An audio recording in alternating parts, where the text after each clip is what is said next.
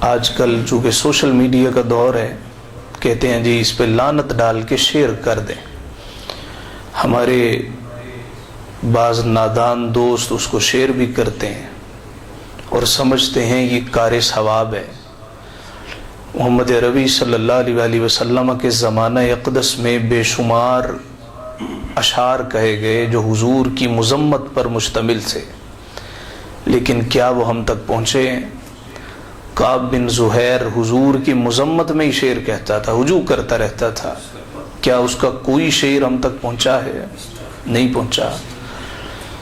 اور کتنے بڑے بڑے شعراء، عرب کا ہر شخصی شاعر ہوا کرتا تھا، ابو جہل کے کوئی کہے گئے ہوں، ابو لہب کے کہے گئے ہوں، کہ عتبہ ربیہ کے کہے گئے ہوں، کوئی ایک شعر بھی ہم تک نہ پہنچا۔ اس کی وجہ کیا ہے کہ صحابہ سنتے تھے، حضور کے تربیت یافتہ تھے، وہیں پہ دفن کر دیا جاتا تھا، اس کو آگے نہیں پھیلایا جاتا تھا۔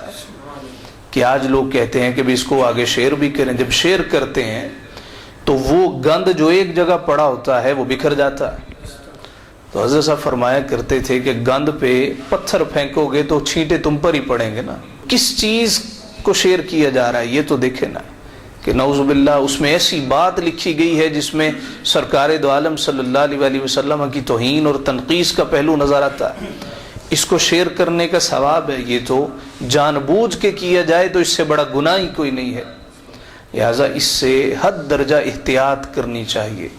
کوئی روایت ہو، کوئی حدیث ہو جو کہ کلک کرے کہ یار یہ ٹھیک نہیں ہو سکتی، پوچھنا چاہیے، علماء سے رابطہ رکھنا چاہیے کہ یہ اس طرح مجھے ایک چیز موصول ہوئی ہے، کیا یہ درست ہے؟ اسی طریقے سے بے شمار ایسی چیزیں مارکیٹ میں گردش کرتی ہیں۔ ہمیں یاد ہے درود پاک محمد پورہ شریف میں پڑھنے کے لیے جب جاتے تھے تو رقے آتے تھے اور اس پہ لکھا ہوتا تھا شیخ احمد کو خواب میں حضور کا دیدار ہوا اور شیخ احمد نے کہا یہ جو 100 یا 200 رقہ پرنٹ کروا کے آگے دے گا اس کو اس مہینے میں کوئی خوشخبری ملے گی، اور اگر اس نے پرنٹ نہ کروایا تو کوئی نہ کوئی مصیبت یا آفت آئے گی۔ اب وہ شیخ احمد کو گزرے کو 23 سال ہو گئے ہیں، لیکن آج تک لوگوں کو وہی شیخ احمد اب ڈیجیٹلائز انداز میں نظر آتے ہیں اور انہیں وہ بتاتے ہیں کہ بھئی اب اگر تم نے یہ پوسٹ شیئر نہ کی تو شام تک تمہاری کمپیوٹر کی ونڈو خراب ہو جائے گی، اینڈرائڈ موبائل جو ہے وہ اس میں وائرس آ جائے گا، کوئی ایسا مسئلہ ہو جائے گا۔ لہٰذا اس طرح کی ریلیجیس بلیک میلنگ کا اسلام میں کوئی تصور نہیں ہے۔ یاد رکھیں کہ کوئی آپ سے کہ اگر تم نے یہ نہ کیا پھر تو برباد ہو جائے گا۔ اعلیٰ حضرت رحمۃ اللہ تعالیٰ علیہ کے پاس ایک فقیر مانگنے کے لیے آیا تو کہنے لگا 10 درم دے دے یا 10 پیسے دے دے، جتنے بھی اس نے مانگے، اگر نہ دے گا تو پھر یہ جو تیرا مکان ہے نا اس کو میں ہلا کے رکھ دوں گا۔ تو اعلیٰ حضرت رحمۃ اللہ تعالیٰ علیہ نے فرمایا تو پیسے مانگ رہا ہے تو مانگ لے، تو 10 کی بجائے 20 مانگ لے، لیکن یہ تو دھمکیاں کس کو لگا رہا ہے؟ میں یہ کر دوں گا، تو خدا ہے؟ تو کون ہے؟ ہم کہتے ہیں کہ بھئی یہ بہت پہنچا ہوا بابا ہے، وہ اپنے کپڑے نہیں بدلتا، وہ گندا مندہ رہتا ہے۔ ہم کہتے ہیں جی بہت بڑا مجذوب ہے۔ ابھی پچھلے دنوں مجھے کسی نے ویڈیو بھیجی کشمیر میں، جی جو کوئی مجذوب صاحب ہیں، ایک بہت بڑا لینڈ کروزر اس کے پاس ہے، اس نے مجذوب کو اپنی گاڑی میں بٹھایا، کہتا جی میں تو فخر کرتا ہوں جب یہ میرے گاڑی کے پاس آ کے کھڑے ہو جاتے ہیں، تو میرے لیے تو اس سے خوش قسمت دن ہی کوئی نہیں ہے۔ اچھا جی، اب مجذوب سب کرتے کیا ہیں؟ وہ لوگوں کو پکڑ کے ساتھ برتنوں والی دکان ہے وہاں پہ لے جاتے ہیں، مجھے یہ برتن لے کے دو، مجھے یہ برتن۔ اچھا برتن مجذوب ہے تو برتن کیا کرتا ہے؟ کچھ بھی نہیں کرتا، تھوڑا سا گھسیٹ کے چھوڑ دیتا ہے۔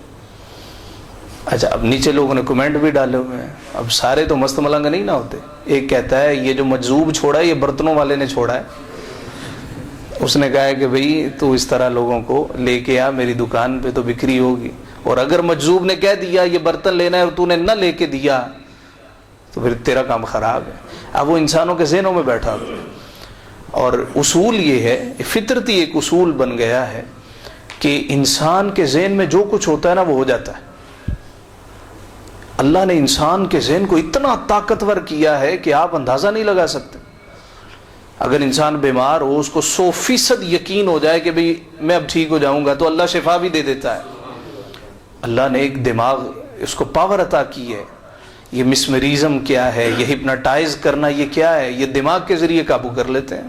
ابھی سیفی صاحب بیٹھے ہوئے ہیں، سیفیوں سے پوچھیں نا ذرا یہ کیسے ہلتے جلتے ہیں. الہی تڑپنے پھڑکنے کی توفیق دے، دل مرتضیٰ سوز صدیق دے. یہ نظر ہی ایسی ہوتی ہے کہ جس کو دیکھ لیتی ہے پھر تڑپے اور پھڑکے بغیر چارہ بھی نہیں رہتا. تو لوگوں کے ذہن بنا لیے جاتے ہیں. اس کو کہتے ہیں کہ یہ 5th جنریشن وار ہے. یہ 5th جنریشن وار کیا ہے؟ لوگوں کے دماغوں کو قابو میں کیا جائے. جو میڈیا پہ آ رہا ہے وہ کسی اللہ والے کی شان بیان کر رہا ہے تو 10 ویڈیو آ جاتی ہیں خلاف، اور پھر سب سے بڑا فتنہ مرزا صاحب کی صورت میں سامنے آ رہا ہے. وہ ہر اللہ کے ولی کے بارے لوگوں کو بدگمان کرتے ہیں. اور انسان کا ذہن ایسا ہے کہ جو تنقید جلدی ایکسپٹ کرتا ہے، تعریف کے ساتھ لمبی تعریف ہو.